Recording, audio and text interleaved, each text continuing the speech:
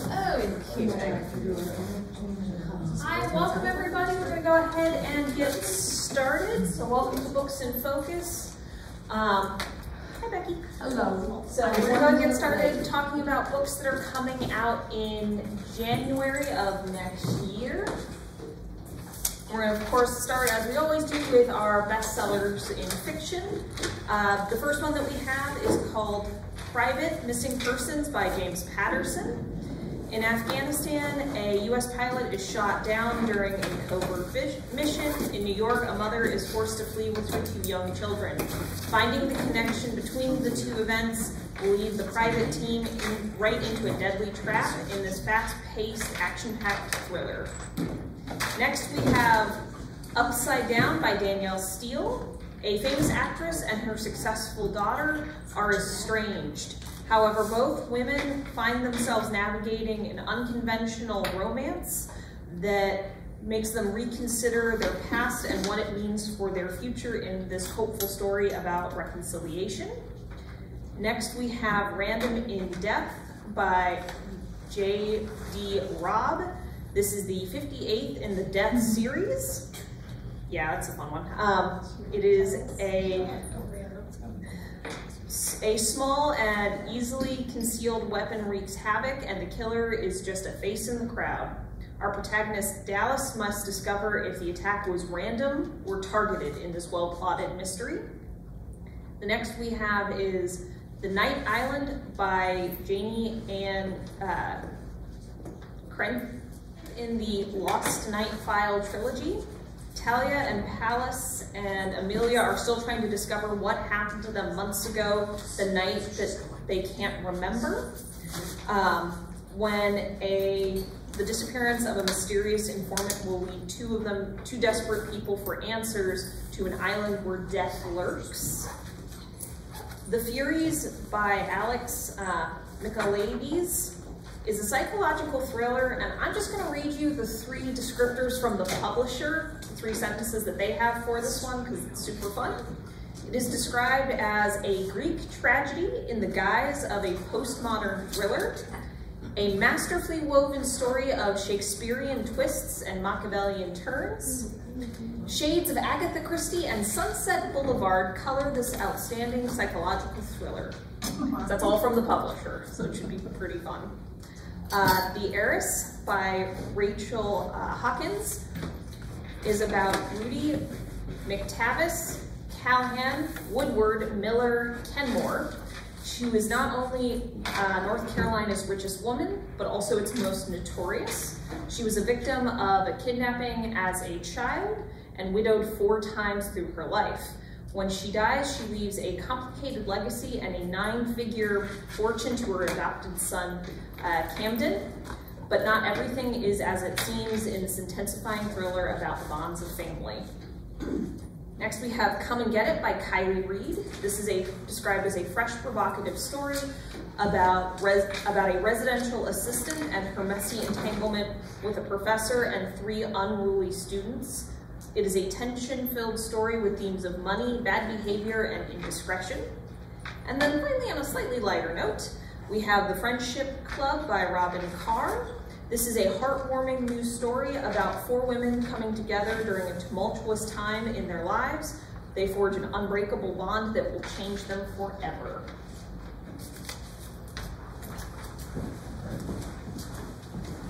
Good afternoon, ladies.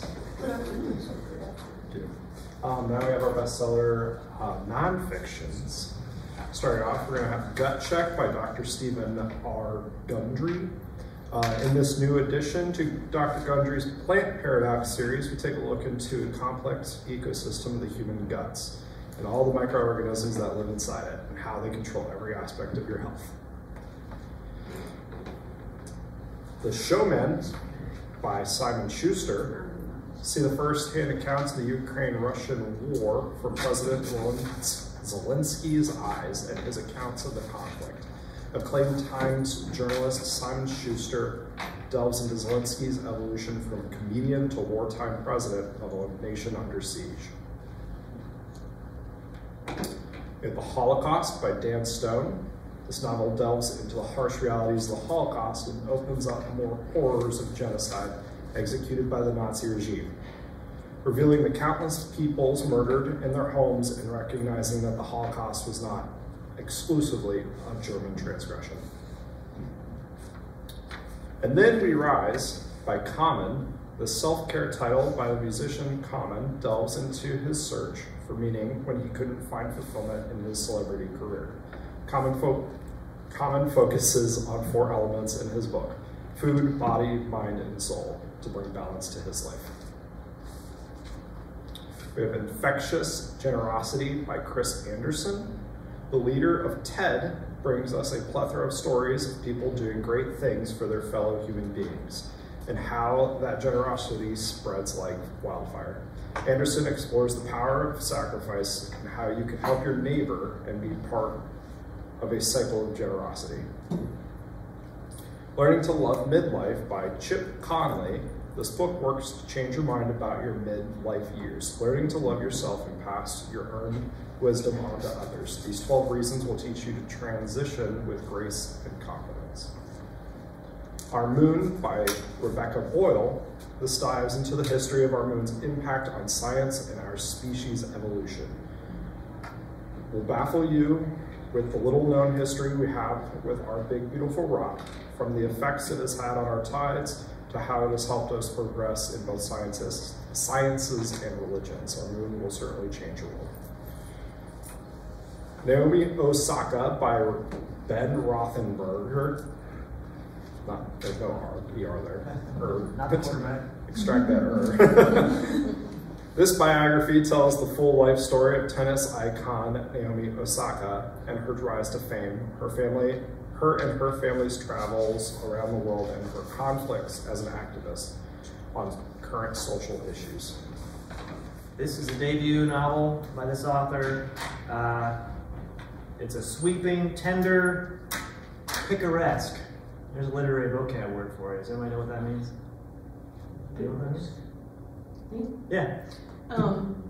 Not to put you on the spot. No. I didn't know what it meant. So, just mean like artistic, stylized, I guess. This of or involving clever rogues or adventurers is one definition.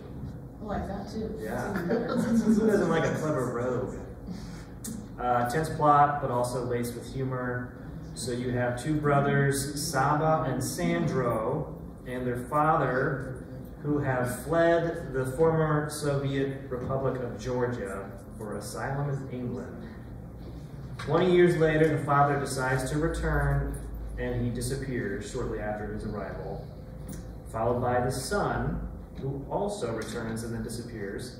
But the father has left a cryptic note, and Saba, the second brother, has to retrace his father's footsteps and also follow graffitied clues that have been left by his brother, facing danger at every turn. By turns, savage and tender, compassionate and harrowing, Hard by a Great Force is a powerful and ultimately hopeful novel about the individual and collective trauma of war and the indomitable spirit of a people determined not only to survive, but to remember those who did not. For real legs, I brought Everything is Illuminated. This one's about a young man who travels to Ukraine to try and find the woman who may have saved his grandfather from the Nazis. And Afterlives, which is a sweeping story of displacement, loss, and love set against the brutal colonization of East Africa.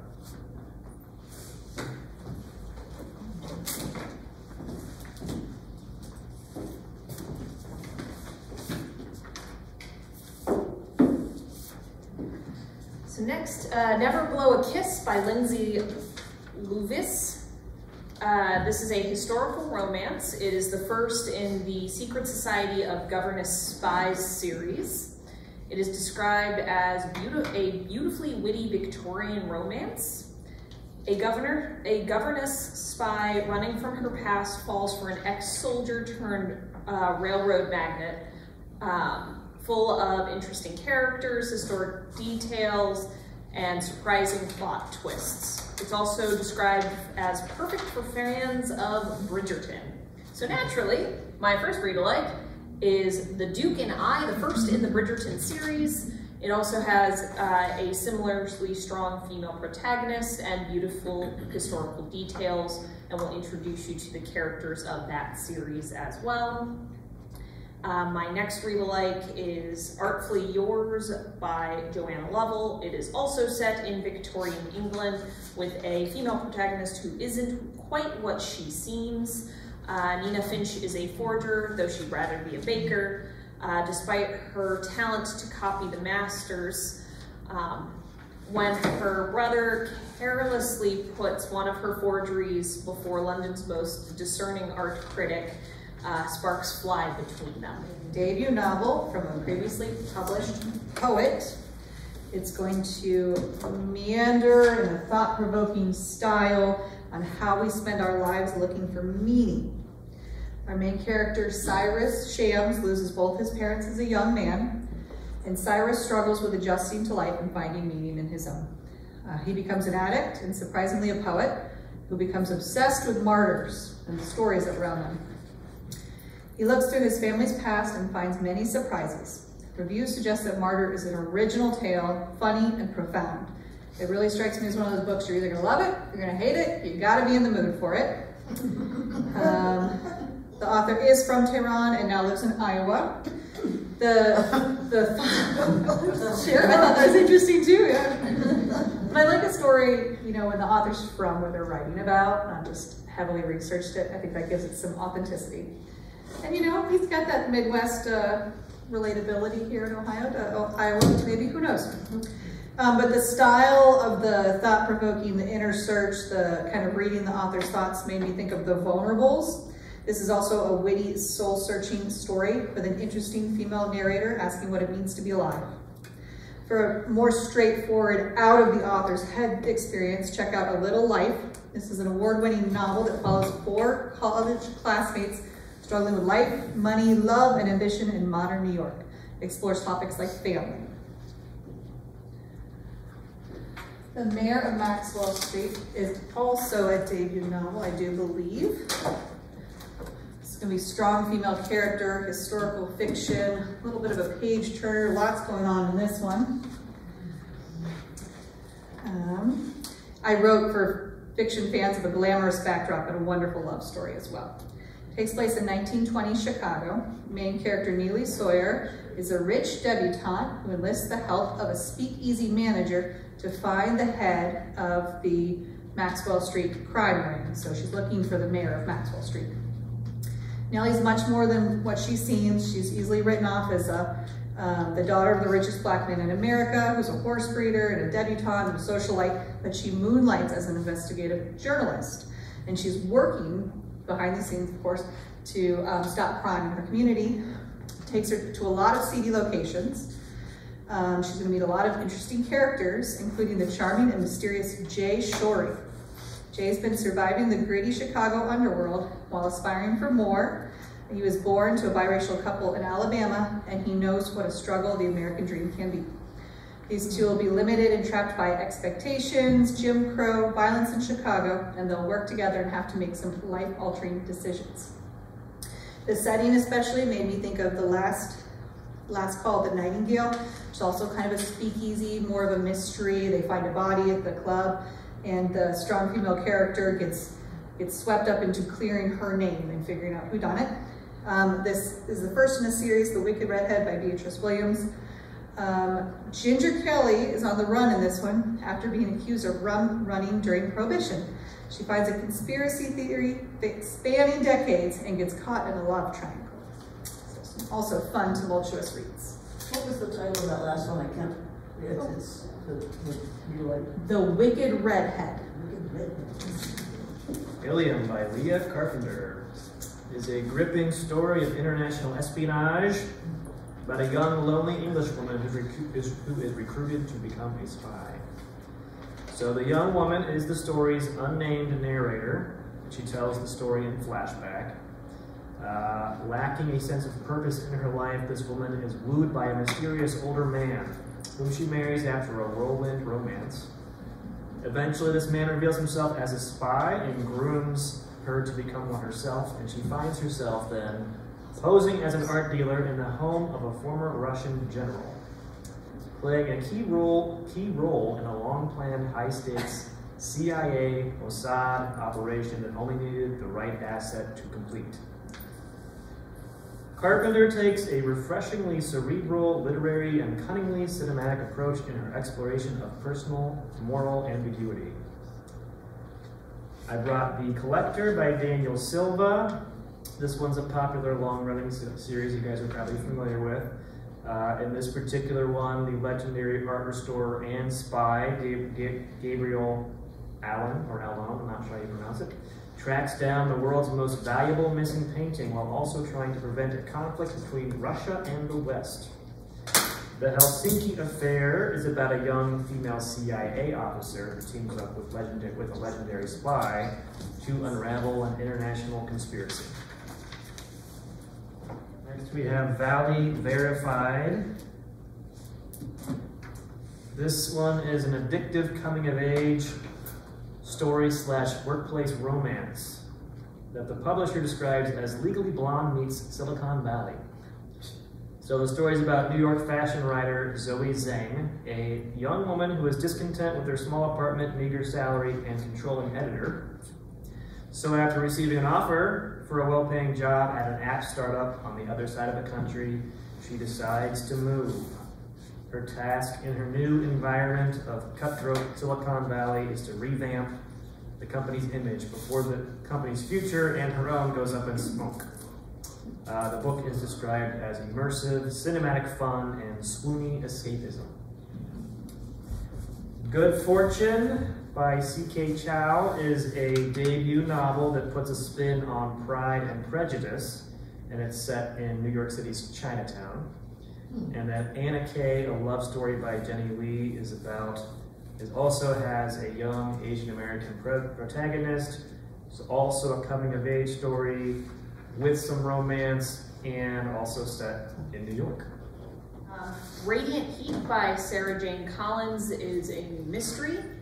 When a catastrophic wildfire suddenly rips through a small town in Australia, Allison feels lucky that she has survived it, wrapped in wet towels in her bathroom, until she emerges and discovers a dead woman in a car in her driveway. And the woman is clutching a piece of paper with her name on it. This is a strong sense of place, set in Australia in a harsh landscape. It is a well-plotted mystery. I'm sorry for the puns. This is a well-plotted mystery that is sure to heat things up. I'm sorry, I couldn't help it. It was there, and it's like, you have to say this. The first real like I have, which is also mystery set in a rural Australian town, is The Drive by Jane Harper. It is set during a really nasty drought where wildfire is always a possibility and lurking in the background. Here we have Detective Aaron Falk, who has returned home for the funeral of a childhood friend after he horrifically, seemingly murdered his family and committed suicide. However, Falk launches an investigation at the request of his friend's parents, only to discover that everything is poised to go up in smoke in this fast-paced menacing mystery.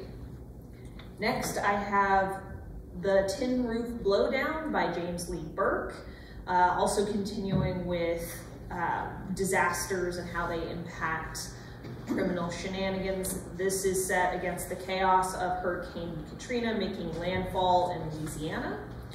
Detective David Robenshaw finds himself hunting down 2 serial rapists, a morphine-addicted priest, and a mysterious and dangerous vigilante. It's described as a gritty, fast-paced thriller that will put you in a whirlwind. Sorry, Belle. My Friends is the debut novel of the Pulitzer Prize-winning author of The Return. So that is his biography about the author returning to Libya after the overthrow of Gaddafi. He was 12 when his father was kidnapped and had yet to be found. So a bit of a mystery in this memoir. But in his new novel, this promises to be a luminous tale of friendship and exile. One evening, a young boy in Benghazi hears a bizarre story on the radio. It's about a man being eaten by a cat. The young boy becomes obsessed. The young boy becomes obsessed with this story and its author, and it follows him through his young life all the way to the University of Edinburgh. So seemingly light years away from Benghazi, his world opens up and changes in unpredictable ways. One day he does attend a protest against Gaddafi and is identified as part of the crowd. He's worried that being picked out from the crowd will endanger him as he goes forward, will endanger him if he calls home, it will put his family on a list at home. As Arab Spring erupts, he has to deal with revolution and safety, his family, and the surprising resurgence of that story from his childhood. So of course, to check out the author's writing style and his background, check out The Return. Sounds very interesting. This is the one. That would be a sci-fi, that's hilarious. That'd be good stuff. Next, as a spoiler. So check out The Lost Children Archives, which is described as fiercely imaginative. Now this one's a simpler story about a family on a road trip, what could go wrong across America, and this one has stylistic writing and an unforgettable adventure, an unforeseen death it promises in its reviews. Okay, Death at a Scottish Wedding by Lucy Connolly. This is number 2 in her newish series. The first one was called An American in Scotland. And the series protagonist is Dr. Amelia McRoy, who is an American coroner who has moved to Scotland. And at this point, she's finally beginning to feel at home in her new surroundings. And she gets invited to a 3-day-long destination wedding/wedding party at Morrigan's Castle. While exploring, though, Amelia finds a dead man in one of the castle's turrets. And unfortunately, an anticipated snowstorm hits, preventing the police from arriving. No one claims to know the victim, and the killer seems to also have Amelia in his sights. So this is a locked room mystery in a castle. I brought Cruel Winter by Sheila Connolly, which is the 6th in her County Cork mysteries. These are set in Ireland, and in this particular book, the main character gets snowed in at a local pub with a suspected killer. And Carleen O'Connor has an Irish Village mystery series. This one's Murder at an Irish Bakery, also set in Ireland, and a murder occurs against the backdrop of a reality TV baking contest coming to town. Confrontations. A bold and unsettling debut novel by an award-winning Dutch poet. Salome Adabong, a 16-year-old girl living in the Netherlands, is starting her 6-month sentence at a juvenile detention center for what is an initially unspecified to the reader violent crime. Complicating her situation is the fact that Salome has no remorse for what she's done, and her rehabilitation depends on her working with a racist psychologist. This is a hard-to-put-down, tightly wound story of self-discovery with a lyrical writing style that explores themes of racism, the prison system, and fitting in. Sing Unburied Sing by Jesmyn Ward. This is a National Book Award winner, and it's about 13-year-old Jojo, who navigates the challenges of his mother's addictions and his grandmother's cancer before the release of his father from prison prompts a road trip of danger and hope. And Night Crawling by Layla Motley. This is a debut. It was picked as best book of the year by several different entities. And this one, you have 2 high school dropout siblings who are scraping by in an East Oakland apartment complex. Kitty is the sequel to Everfair. In Everfair, just to give you a little bit of setting, this is an alternative history exploring what might have happened if Belgium's colonization of Congo and the Congo native population had some steampunk technology on their side. What could have been? So she's going to continue the story and the characters in here, building on that steampunk, the extra technology on the locals fight for their freedom kind of thing. So the Great War is over, there's a time of peace, our heroes' stories are done. Tink and Bi-Ling are traveling the world spreading spores of mysterious empathy-generating fungus. I wrote that down. I didn't make that up. Yep. The spores seek to build bonds between people and spread new ideas. I don't know if these are metaphorical spores or not. I don't know. I kind of got the impression, you know, maybe it was a metaphor. I'm not sure. Elsewhere, the prince and princess return home and try to rejoin their power to the kingdom as their father has abducted the throne. But their mother, the queen, has been running things in their stead and pulling a lot of political marionette strings. So can the family figure out their personal struggle, the issues in their country, and protect itself from outside threats? Check out this beautifully written and thrilling alternative sci-fi, alternative history sci-fi. Another read-alike would be N.K. Jemisin's. This is a collection of short stories titled How Long Till Black Future Month. She is known for great writing and tackling modern issues. In these short stories, there's all sorts of different things. Some of them are alternative histories, like flashbacks to the Depression or post-Katrina New Orleans. Some of them are sexy, some of them are mysterious, and she is a wonderful writer. Okay, next up, Miss Quinn's Rise to Fame. Nope, I don't. Just kidding. Miranda's just super excited to read this new coming of age that's also an ode to good food. Completely out of character after 50 years of marriage, and as her husband's health is declining, main character Jenny, completely out of character after 50 years of marriage, her husband's health isn't doing so well, her friends are all busy with their grandkids. Jenny decides to do something else, something for herself, and she secretly applies to be a contestant on a primetime TV baking show, Britain Bakes.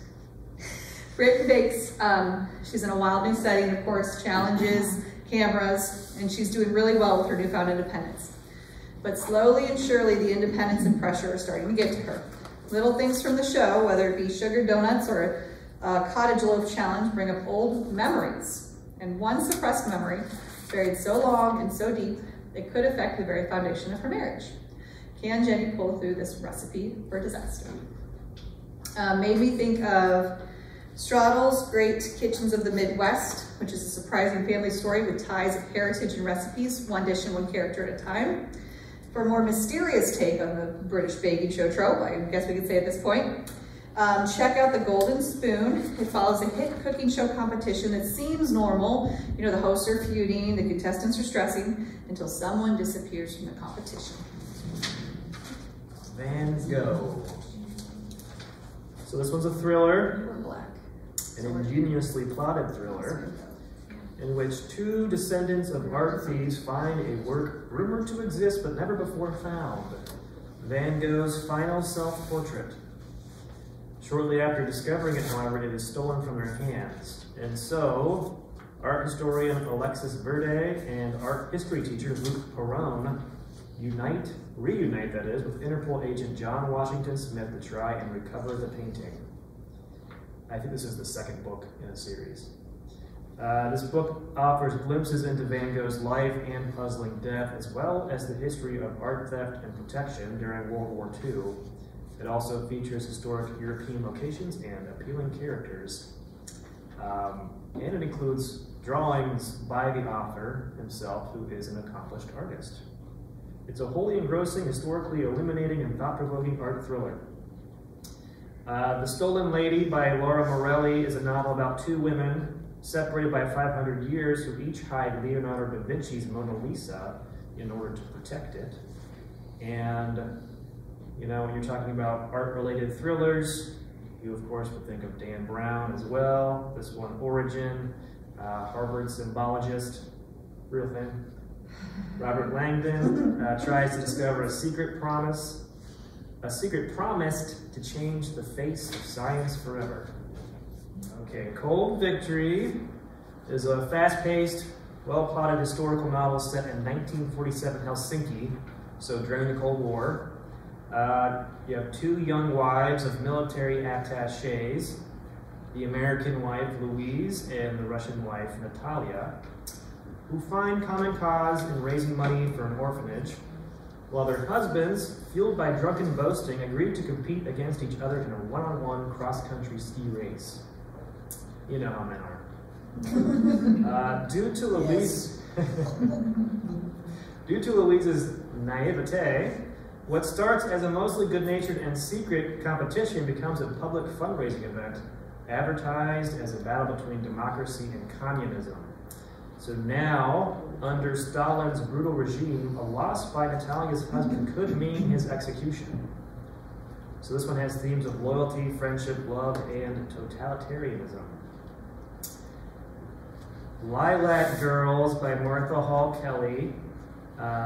You also have two female characters and the conversions of their lives. This one's set in 1939, Manhattan and Poland.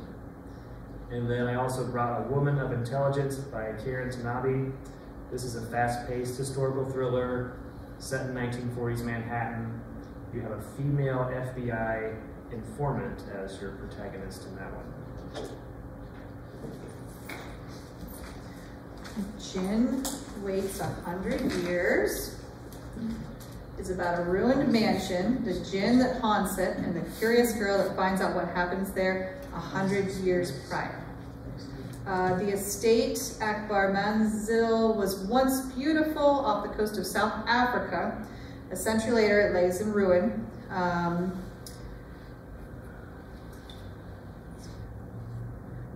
People use the dark corridors and the boarded up property for seedy things and disappearing themselves.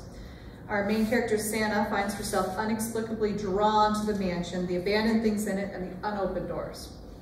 Always watching Santa is a grieving Jinn, an invisible spirit who haunts the mansion since her own mysterious death.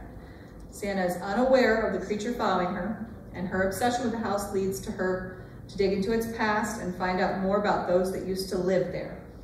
The Jinn Waits 100 Years is part haunting, part mystery, part love story, and promises to be beautifully written.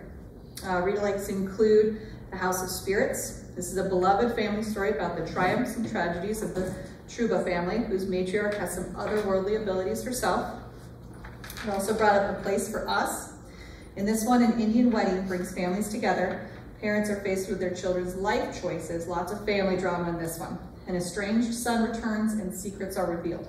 A powerful novel exploring family and identity. So, The Book of Fire by Christy Leftree. This is a literary fiction title described as an epic, stunning novel about one family's search for the true meaning of home in the wake of a fire that transforms everything they thought they knew, exploring the universal ties that bind people together and the land they call home. This book is further described as gorgeously written with lush lyrical prose, sweeping in scope and yet intimate in tone. It is about a family who lives in a forest in Greece when a rather greedy developer tries to set a small controlled fire to help clear the land, hoping to be able to build upon it. And the fire quickly gets out of control, and the family who lived in the forest, now they have to deal with it. This one I actually had a really hard time finding a read-alike for it, and interestingly, the best thing I could find was Christy Leftree's prior book, The Beekeeper of Aleppo, that has similar themes around loss and connection and family. Nuri is a beekeeper in the beautiful Syrian, can't get the words out today. Beautiful Syrian, there we go, city of Aleppo until the unthinkable happens, and he and his wife find themselves forced into a perilous journey as refugees that challenges everything they thought they knew. So just a really strong family story getting over certain events beyond your control. It was good. And Carol says it was good, therefore. The Sign of Poor Spirits by Vicki Delaney is a cozy mystery. In this one, our protagonist, Gemma Doyle, is back in the 9th Sherlock Holmes bookshop mystery set. Game is once again afoot for Jenna as she hunts a killer and is hunted by a killer. But this time the question is the killer of flesh and blood, or has a local medium summoned doom from beyond the veil? There we go. and apparently something to curse me with, who knows. So the read-alikes I have is The Game is Afoot, which is the most recent in this series, where Jenna and Janie Wilson are back on the case when a body is discovered in a seemingly haunted museum.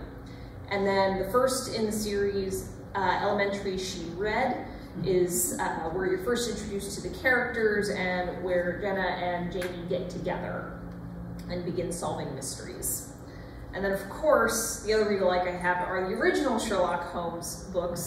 This particular one includes not only A Sign of Four, but also Hounds of the Baskervilles, and A Study in Scarlet. For some reason I almost called it A Study in Pink. Like, no, that's the one with Benedict Cumberbatch. Okay. While you're waiting for the Wharton plot, please be sure and check out the Lindenberg Nanny. This author writes this kind of historical fiction with a spin on it, a retelling, whodunit mysteries. So this previous one, this was her last one out last year, you're going to be very surprised, but it's about the toddler disappearance of Lindenberg baby in 1932. Last person seen with him is the nanny, and she has to act fast to clear her name. In the Wharton plot, it's going to be set in New York in the Gilded Age. Renowned novelist Edith Wharton tracks a killer. Wharton is known for her novels and her sharp tongue, and she decides to leave America, her publisher, and her loveless marriage. An acquaintance of hers, the dashing writer David Graham Phillips, is shot outside a club one evening while Wharton is plotting her life change. So Edith had only met him in passing, but this gives her pause to reevaluate her life and figure out what's going on with his death. Their publisher is convinced that his latest work had something to do with it, and Edith feels compelled to investigate. A taunt tale of love, murder, and fame in the Gilded Age. Made me also think of Mother-Daughter Traitor Spy. A mother and daughter accidentally find an underground Nazi group in the 1940s LA. The FBI dismisses their concern, writes them off as silly women, and now they need to find more evidence. Catch up on these main characters. And this is the previous one. I'm pretty sure we have a whole series on the shelf if you're so inclined. Let's see, in the previous one, LAPD Detective Kara Quinn works on a case of disappearing women who end up in a small town of St. Augustine, Louisiana. Team leader Matt Costa investigates murder of a key witness, and they find unexpected answers and debauchery. In the new one, Detective Kate Quinn is back to LA to testify against a notorious human trafficker, but the accused is shot by a masked man in broad daylight, causes a crazy scene with very few reliable witnesses, and some of those witnesses disappear. Explosive secrets are found just below the surface with the LAPD and FBI, and the corruption accusations are rampant. Kara trusts very few people, but one of the ones she does trust is Special Agent Costa. They'll work together to find missing witnesses and figure out who can be trusted. Also makes me think of Heather Graham's series. This is Danger in Numbers, which is a debut in one of her series. This one takes place on the edge of the Everglades. An eerie crime scene sets off an investigation that sends two agents deep into a world of corrupted faith, greed, and deadly secrets. Everyone on This Train is a Suspect by Benjamin Stevenson. Benjamin Stevenson is an Australian comedian. Also wrote the book Everyone in My Family Has Killed Someone. Was that last year? Is that the same author? Same author, yep. Okay. So the narrator is the same main character as that book. He's a debut mystery author, and in this book he's attending a crime writing festival held by the Australian Mystery Writer Society. And the festival is taking place aboard a famous Australian train, the Gone, on its 1,800-mile trip through the Australian desert. One of the authors aboard is murdered, resulting in the others becoming both suspects and detectives. How can you find a killer when all the suspects know how to get away with murder? It's a fiendishly fun, locked room mystery that toys with the tropes and has a deliciously clever final reveal. Also, in the vein of literary themed mysteries, You could check out The Word is Murder by Anthony Horowitz. This is the first in his series. And this one, a woman is found murdered hours after she plans her own funeral. And in this series, the main character is a fictionalized version of the author, so Anthony Horowitz himself. And in The Postscript Murders by Ellie Griffiths, this is a literary mystery in which crime novelists are being murdered one by one. All right. Family by Laurie Frankel is a general fiction title. In it, India Allwood grew up wanting to be an actress, and her newest project screens the same sad story of a tragic adoption, which frustrates her as an adoptive parent herself.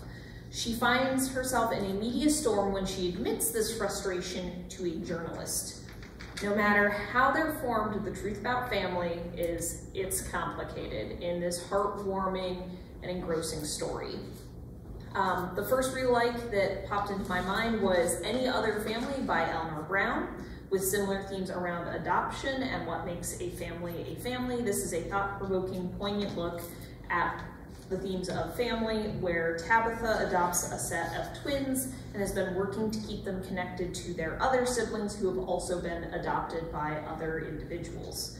Exploring how a family evolves and a striking portrait of motherhood in all of its forms.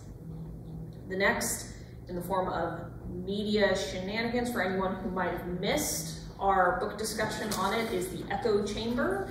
It looks at how families deal with media storms.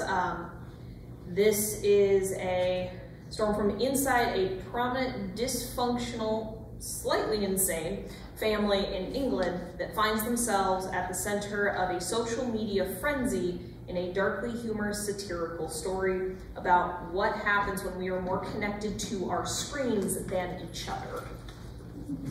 I got them all on there. The Worst Best Man by Lucy Score is a contemporary romance. As we all know, weddings are stressful, even more when you're the maid of honor holding everything together and your counterpart, the best man, is a spoiled, rich man-child incapable of being generally helpful. However, when the two have to get together, sparks seem to fly. This is a steamy enemies to lovers story with a glamorous high society backdrop. It's supposed to be just a lot of fun. The first read-alike I have is The Wedding Party by Jasmine Guillory. It's also set around a wedding with an enemies to lovers story where our protagonists are Maddie and Theo. They have two things in common. Alexa, the bride, is their best friend, and they hate each other. But what do? They power through for the sake of their best friend, and shenanigans are afoot. The next one I have are both of these books, Dial A for Aunties and For Aunties in a Wedding. It is also set around a wedding, and the series blends the light, breezy fun of a rom-com and the puzzle of a cozy mystery. Primarily, it's For Aunties in a Wedding, but since it is a series, it would be way more fun to read both of them together.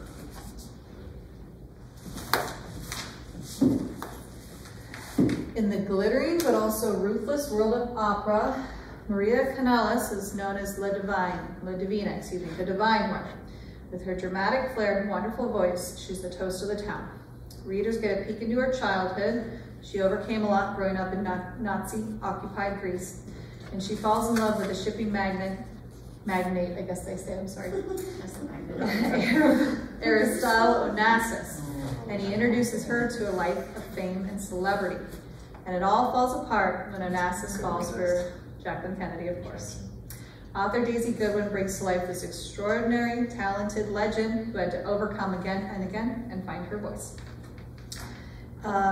So the second Mrs. Astor is the story of Madeline Talmadge Force, I did not look that one up, I'm sorry, falling for John Jacob Astor. The Astors are American royalty and socialites. There's a considerable age difference in their romance, and it becomes some tabloid fodder, and their budding romance takes a surprising turn as they travel on the Titanic in 1912. Read also Jackie and Me, a historical refiction telling of Jackie before JFK during their courtship from her best friend's perspective.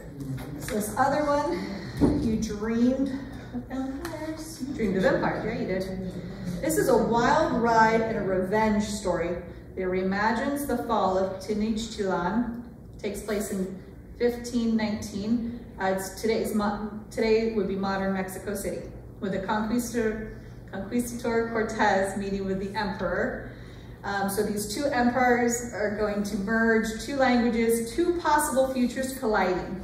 Cortez has traveled far and wide with two translators and his whole army, and they have this really awkward entrance to the city as they're waiting for the emperor, Moctezuma, there you go, who relies on hallucinogens to get through the day and consults with the gods. This brings Mexico City to life at the height of its power and population, and it reimagines what could have been. The author reimagines the conquering moment as a moment of revolution with a dreamlike writing style.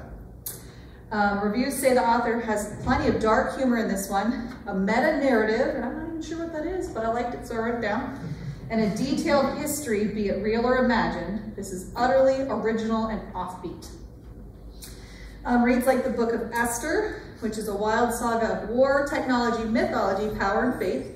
A steampunk Jewish Joan of Arc character tries to gather forces against the approaching genocidal forces of Germany. Read also, first in the series, The Mechanical. In the 17th century, the invention of a mechanical man army in the Netherlands. They're described as thinking clockwork fiends, forever alters European history. Dark, intriguing, and intelligent, reviews promise. All right. Sheridan's Secret Mission by Robert Coickel? Looks like quick to me. Yep, that. We would like Carol to read all of our authors. Yes, please. You're hired. This is a well-researched narrative history recounting the little-known late Reconstruction era mission of General Philip Sheridan when he was dispatched to the South 10 years after the Civil War to protect the rights of newly freed Black citizens who were under siege by violent terrorist groups intent on erasing them. So it's described as just very well written and definitely more of a narrative style, easy to get into, even if you are not super familiar with Civil War history. The two read-alikes I have are both set around Reconstruction. The first one is Make Good the Promise, Reclaiming Reconstruction and Its Legacies. This is a well-researched, accessible title that explores the 5 distinct but intertwined legacies of Reconstruction: liberation, violence, repair, place, and belief, to reveal their lasting impact on our society today. Additionally, it gives the stories of Black activists through this time period. The other read-alike, The Failed Promise, Reconstruction, Frederick Douglass, and the Impeachment of Andrew Johnson, by Robert S. Levine, is an illustrative study of Andrew Johnson's presidency and impeachment and how that impacted African-American leaders and Reconstruction. It's described as a well-crafted, immersive, and thought-provoking read. So Divine Might by Natalie Haynes is a new book of hers exploring the world of Greek mythology, specifically examining the roles of the female goddesses in the pantheon. It's described as well-written, and an accessible introduction to these fascinating women, easy to read without prior knowledge of Greek myths, but still engaging for those who know fairly more about them. So for read-alikes, I grabbed Pandora's Jar, which is about just women in Greek mythology in general, not necessarily the goddesses specifically. And then, of course, I grabbed a book of just general Greek myths and the Iliad and the Odyssey, all well worth the read. Next is Legacy by Dr. Uche Blackstock. This is a medical commentary, both a searing indictment of our healthcare system and how it treats people of color. And a multi-generational memoir as Dr. Blackstock recounts her journey in medicine following in her mother's footsteps. Dr. Blackstock and her twin sister were the first Black mother-daughter legacies in the history of Harvard Medical School. Her experience there and through her career turned her not only into an excellent healthcare professional, but also an activist for healthcare equality. The two read-alikes I have for it are Twice as Hard by Jasmine Brown. This is an extensively researched book that looks to fill in the substantial gap in American medical history regarding Black female doctors. Jasmine Brown offers a fresh perspective by telling the story of 9 pioneering Black female physicians between 1860, when they first entered medical school, through present. It's described as a thought-provoking and accessible read. The other book I have is The Organ Thieves by Chip Jones. This is a horrifying investigation of Bruce Tucker, a Black man who went into Virginia's top research hospital with a head injury, only to have his heart removed and placed into the chest of a white businessman in one of the hospital's early successful heart transplants. It's described as a startling and powerful rumination on the horrifying inequalities of the healthcare system. Counterfeit Countess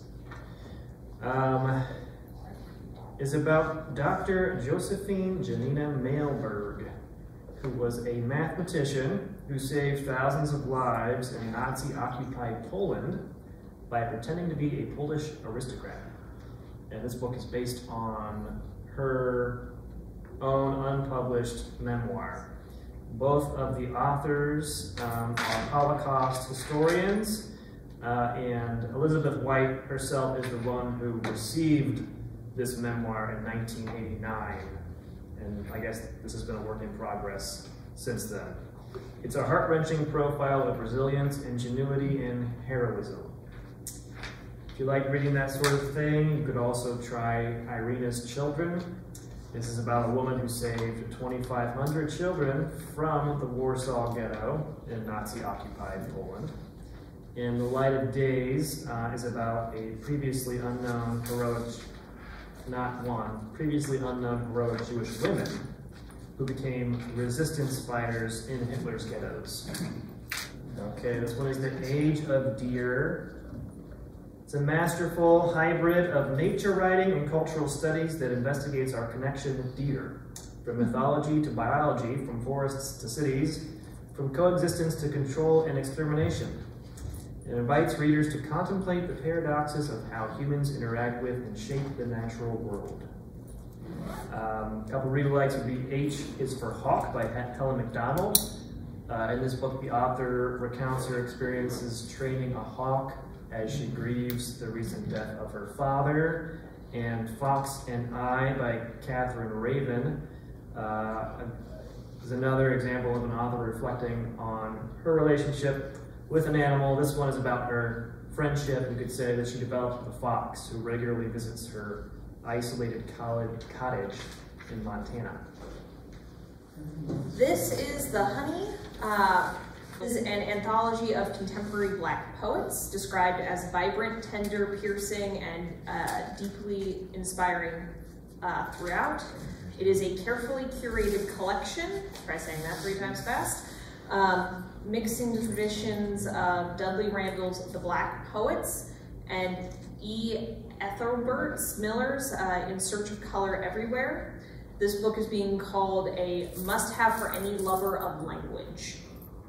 The read-alikes I have, well, one of them, is Black Nature, 4 Centuries of African-American Nature Poetry. This is a unique collection of 180 poems from 93 poets, celebrating the long tradition of African-American poets to incorporate treatments of the natural world into their work. It offers a wide range of perspectives and thought-provoking lyrical writing, insight into the natural world and beyond. The other read-alike that was here last week when I wrote up my notes, alas, is not here presently, is The Odyssey of Phillis Wheatley. Phillis Wheatley was seized as a child in West Africa and forced into slavery in Boston, but despite the odds stacked against her, she became an eloquent poet asserting the injustices of slavery and of the institution in the United States. It is an accessibly written biography detailing Wheatley's extraordinary life. She was reportedly admired by George Washington, ridiculed by Thomas Jefferson, and published in London and beyond.